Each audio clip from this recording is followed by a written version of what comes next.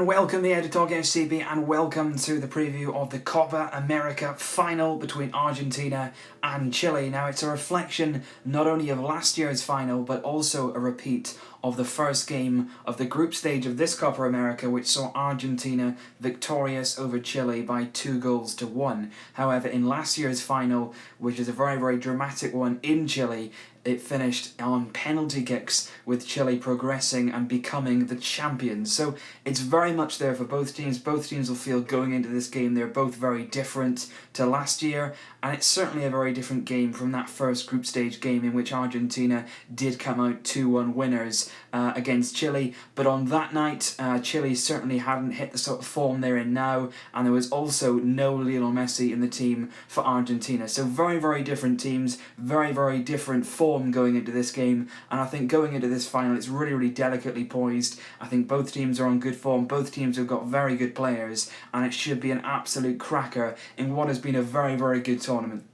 And I think Argentina certainly have had an excellent one. Every single game they've competed in throughout this tournament, they've been strong, they've been dominant. And even if you look at the semi-final against the USA, that was, supposed to be a tough game, supposed to be a close game, and they really did progress well and perform well in that game. And certainly we've seen the best of Lionel Messi. He's been absolutely outstanding in the games that he played. He wasn't quite fit going into the tournament, but he did come on in that game against Panama, and it really did take off from there. He got a hat-trick in about 20-odd minutes, and then he scored in that game, of course. Then they went on to beat Bolivia, Venezuela, and now the USA in the semi-finals, and they arrive in the final having won every single game on their way there. Chile aren't too much different to that. Of course, they lost that opening game to Argentina, but they went on then to beat Bolivia, they beat Panama, and then they absolutely destroyed Mexico in that quarter-final game. And that was the real moment where you saw the emergence of Chile and the confidence return for them, and it was an absolute mauling on the night, with the majority of the fans in the stadium Mexicans. So it was a really, really good win for Chile.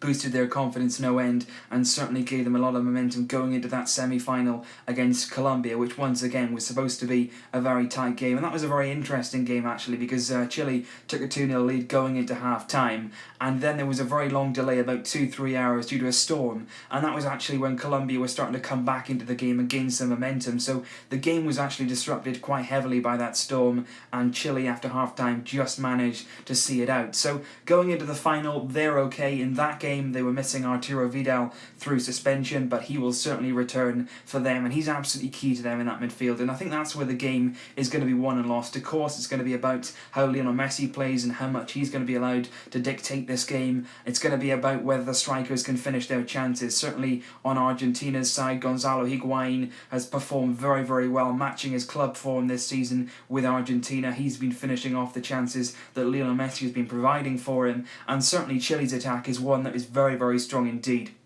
Alexis Sanchez has been on good form in the last few games, and certainly Edu Vargas, who was last season's top goal scorer in this competition, and he's done exactly the same this time round. He bagged 4 of those 7 goals in that Mexico win for Chile, so he's on good form. Arturo Vidal, like I mentioned, very, very good player, and all across their midfield really, they've got good players, they've got strong players. Aranguiz, a player that I really, really like. He got injured earlier on in the season, so he didn't play as much as he would have liked this season, but he's certainly shown his best form in this competition. And right across the board really, Chile, you're not going to get an easy pass, you're not going to get an easy minute with them. They're always going to be pressing you, they're always going to be on the front foot looking to hunt down the ball, and that's what they demand, that's what their fans demand, that's what the coach demands, and certainly the players are willing to do it, and that's what we've seen in the last few games from Chile. So Argentina will know what to expect, Argentina will know exactly what they're going to come up against, the same sort of style as the first game they played against them, and certainly the same sort of style which saw Chile beat them in last year's final.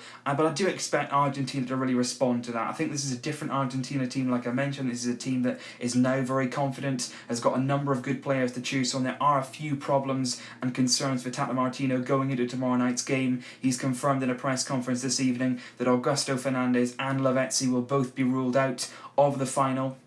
Augusto Fernandez came off in that win over the USA with an injury. He's been unable to shake that off. And Lavezzi, of course, going over the advertising hoardings. That was quite a nasty injury. He will miss the final as well. Good news, though, is that Angel Di Maria and Eva Banega, two very, very key players for this team, are both in contention. Now, I'm not saying they're absolutely fit. I'm not saying they're going to be starting the game. But both of those players will be included in the squad for tomorrow night's game. And hopefully at the last minute, Tata Martino will decide if they are fit enough to go and start the game. And I think particularly Banega is really, really key, because that midfield, certainly with Augusto Fernandez missing, needs a bit of steel in it. You've got Mascherano, who plays, of course, in midfield for Argentina, but I think Banega, certainly in that first game against Chile in the group stage, he was outstanding, scored on that night, assisted, and he was really, really good. And he does provide a lot in that midfield, not only going forward, but also in that midfield for their bit of structure and a little bit of meat, because Chile are going to throw everything at them. You've got Vidal, who's such a strong player, such a commanding player, so energetic in that midfield, and you need somebody to combat that, because that's where the game is going to be won and lost. Who can gain control of the ball, who can keep it for the right amount of time, who can break the strongest, because I think this is going to be quite an open game, and that surprises you, because of course Chile and Argentina are both teams that do have a good defensive structure, but I think with the midfield, the way they both like to go forward, they both like to attack, and certainly with the attacking players that are on show, the likes of Sanchez, Messi, Higuain, Vargas, it's going to be a game which is going to see quite a few chances. In terms of the goalkeepers, both of them coming into the game on very good form. Claudio Bravo started the Copa America a little bit shakily, a few uncharacteristic mistakes from him led to some goals going in against Chile, but certainly in the last few games he's been very much back to his best. He made some very good saves against Colombia in the last game, and the same really goes for Sergio Romero. He's had a very good tournament once again, not always at club level as he preferred, as a very, very good goalkeeper whenever he's called upon for Argentina, though he does produce the goods. We saw that in the World Cup, we saw that in the last Copa America, and we're seeing it now, so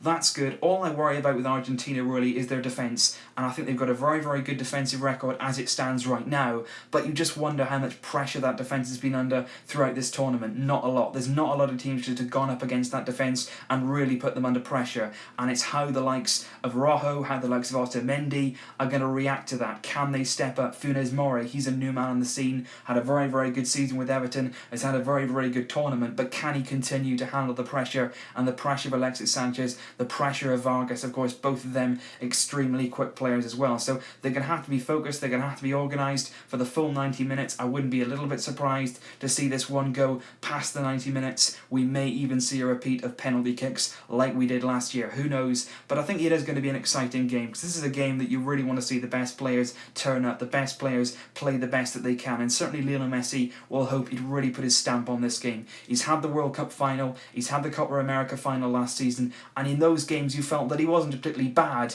but he didn't really see the very, very best of Lionel Messi, and he'll be hoping that going into this game he can really show that very best Lionel Messi that we know. We certainly saw that in the semi-final.